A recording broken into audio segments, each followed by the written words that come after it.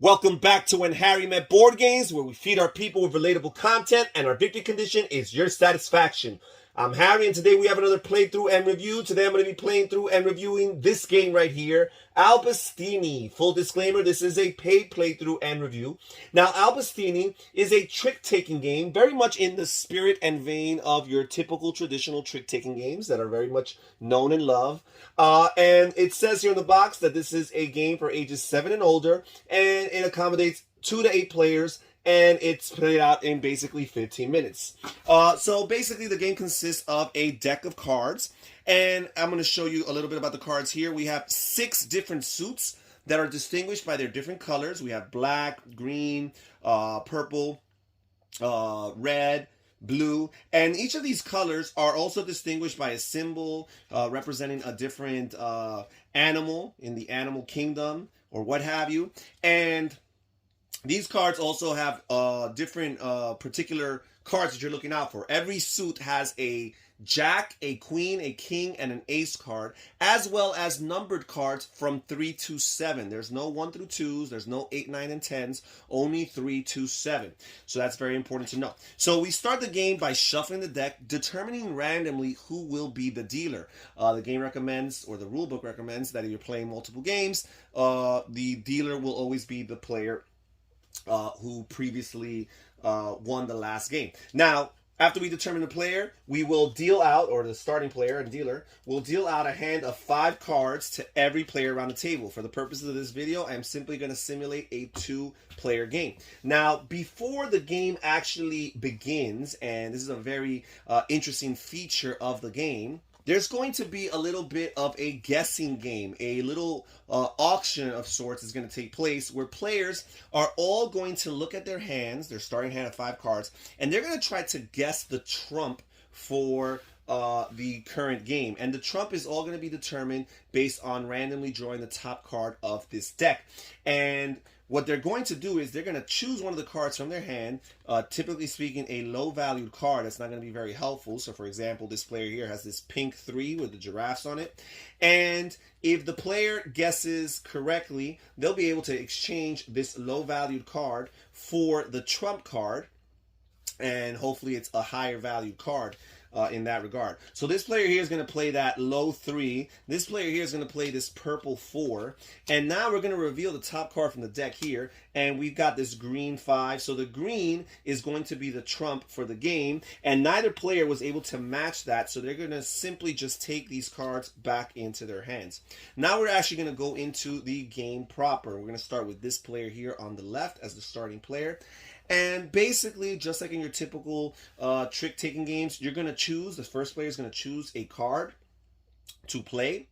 And they're trying to win the trick by placing the highest card. Also, when they choose the card to play, that's going to determine the active color or the active suit for this round. Of course, players could always use trump cards and higher value trump cards to ultimately win that trick. So this player here, they're going to start big. They're going to start with this queen here, this black queen. It can only be outplayed by a king or a black ace. And this player here happens to have that black ace. So they are going to play it. I'm sorry, these cards are actually played face up.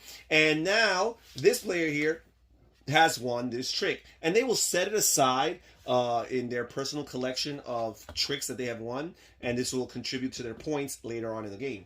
Now, after a trick has been resolved, each player is going to draw one more card from the top of the deck. The game does not run out until this entire deck is drawn. So that's something to keep in mind. You're going to keep on replenishing your hands to 5 cards until this deck runs out, and that will trigger the end of the game. Now, the player who won the last trick is going to open up the next one here. And they're looking here at their hand of cards, and they have this different shade of green. That's not to be confused with the trump kind of greenish color here. And also the symbols are helpful for distinguishing. Here we have some dolphins. Here we have some elephants and trees. So this player here is looking at the cards. They don't really have very valuable cards. So they're just going to try to see and hope that they can win with this blue 7. And this player over here doesn't have a high enough blue. They only have a 6 blue. So they will play that. And again, this player here has won that trick. Again, we replace these cards at the end of the trick. And the players replenish back to 5. And again, this player here is going to start. And they're going to play this 7 green over here. Again, not to be confused with the Trump green over here. And this player here does not have any color that matches this symbol, so they can play any other card and get rid of it. So they'll just play this 3 and lose this. Of course, if they had one of the Trump cards, they could always try to play the Trump card in order to win, and that's exactly what the Trump does. It trumps any other color or the active color for that game, and the only way a trump could be outplayed is if someone else along the turn sequence plays a card in the trump color that's of higher value than the player who previously played a trump card. So again, this player is going to grab these cards and add them into their victory point pile. This game refers to this as eating points. You're eating points every time you win a trick. Now, it's pretty much how you play the game. It's pretty simple. It's the reason why the box recommends it for families and children of ages 7 and older. So one real thing, again, this game ends when we run out of it. Run through the entire deck, but then we're going to look at the score. Every player is going to grab their tricks, their victory point pile, the points that they have eaten as the game refers to it, and they're going to look at the back of this rule book here, and it's going to determine how they score. So first of all, your aces are your most valuable cards, so every ace in your pile is going to contribute 11 points to your score. The 7s are actually the second most valuable card. They're more valuable than your kings, your jacks, and queens as far as points are concerned. They'll give you 10 points. Then we have your kings who will give you 4 points, your jacks will give you 3 points, and your queens will give you 2 points. All other cards in your victory pile are actually, trash. They're a waste of time. They're not going to contribute to your winning. So a 6, a 5, a 4, and a 3, these are all value 0. So players are going to look at all those relevant cards, your queens, your jacks, your kings, your aces, and your 7s, tally up the score, add it all up, and the player with the highest score is the winner of the game. And that's pretty much it. I think this game is very simple, very easy to learn. If you like classic, traditional trick-taking games and perhaps are interested in a different spin, a different twist, as opposed to having 4 suits as you have in your typical bicycle deck, you have 6 suits here of smaller amounts.